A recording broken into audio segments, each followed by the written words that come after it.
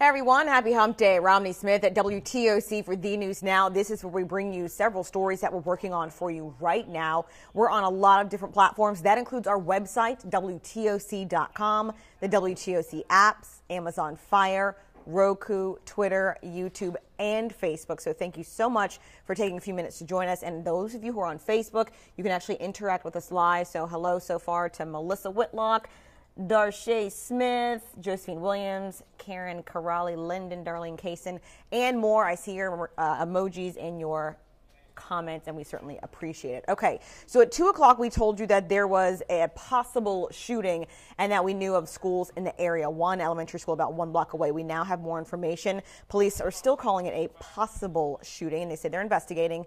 This is video from WTOC's Amanda LeBreau, who went to the intersection of 51st and Bullock near Hodge Elementary School. So no dismissal changes were made, but we have confirmed that Hodge, Duren, and Beach schools were all placed on lockdown, and that is standard procedure whenever there's police activity in a neighborhood near one of the schools. Like I said, this possible shooting was near Hodge Elementary School, so of course they went on lockdown. No students were injured. No students were involved at all. Again, this is standard operating procedure whenever there's any kind of violence near a school. Parents were also notified, parents of students in all 3 schools, again, Hodge, Duren, and Beach.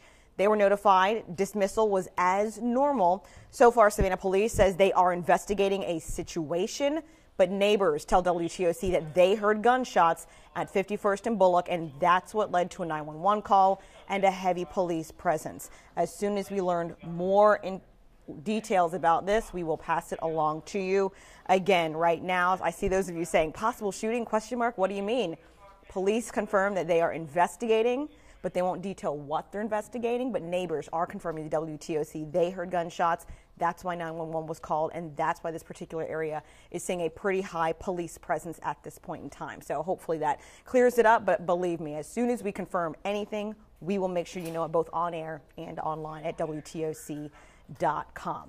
Also, just into WTOC, the Senate Judiciary Democratic Committee asking President Trump to delay the vote on Supreme Court Justice candidate Brett Kavanaugh. So this is a tweet from Senator Feinstein, and they actually have a copy of the formal letter that the group sent.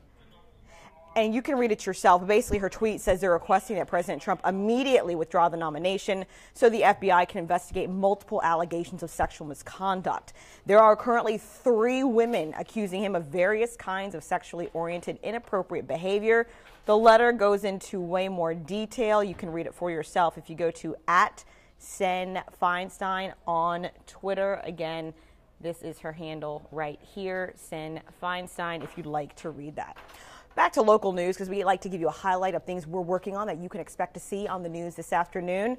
Here's a quick rundown. So Meredith right now is following up with detectives, met with an investigator specifically to talk about the Rincon homicide arrest. Now, for those of you who are unaware, there is a woman who was shot and killed in Rincon, and we are learning a lot more details. Her body was found in the woods. We now also know there was a bag on her head and a lot more. So make sure to stay tuned for that. Amanda LeBreau, working on gang indictments. One of the people in her story, Jerry Chambers. If that sounds familiar, he was actually involved in the City Market shooting. He now has formal gang charges against him. We'll talk about how that impacts his case. Crystal Howard is working on a potential con artist in our area. That's Liberty County, Chatham, and Bryan County. She'll have details on what the scam is and what you need to look out for, as well as Dal Kennedy. You know, he's our bureau chief out there. He's covering I-16 tree clearing, how it will affect your commute for those of you who take that. So those stories coming up for you on WTOC. Also, many of you guys know that we have a new director of public safety coming to the city of Savannah, and you have a chance to meet Roy Minter now. So the city of Savannah is hosting a meet and greet with Minter on Thursday, October 4th from 5 to 7 p.m. at Grayson Stadium in Daffin Park. You're invited to meet him and some of his staff officers during this informal event. They are promising food and fun and, of course, police displays. I'm hoping that canines will be there because I love them. Local radio station Hot 98.3 will provide music. Minter is currently serving as the director of Savannah Police until he completes his police chief certification classes for the state of Georgia. You know, he's coming from Peoria, Arizona, so cross country. And as soon as he finishes those classes, he will be sworn in and become our new police chief. All right, let's get a check of weather with WTOC Chief Meteorologist Dave Turley.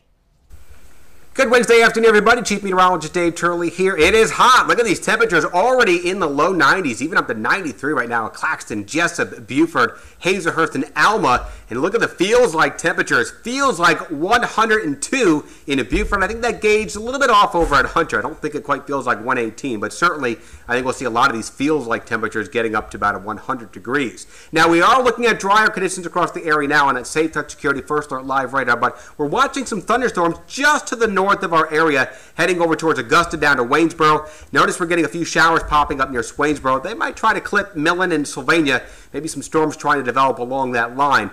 This particular computer model not too gung-ho on developing that line, but we're going to keep that threat in the forecast here. And these will be widely scattered showers, even a few isolated thunderstorms throughout the afternoon. So there's your highs today, getting back in the low 90s, and we'll keep that 40% chance for some showers and storms going as we head through the rest of the week into the weekend. All right, we have some of you guys weighing in specifically on weather. John Scott says, happy news, it's not raining at my place. But then Latricia Shante Brown saying, you know what, I like the rain, so bring it on. So a little something for everyone in that forecast there. All right, guys. And hello, Cheryl Donahue from Statesboro. Thank you for watching. All right, guys, that's all we have right now. I don't see any questions on the stories we're working on. But again, a lot to get to today. I hope we see you on the news starting at 4 o'clock. And then we continue at 5, 5:30, 6, and 7. And you can always reach us online at WTOC.com. See you later.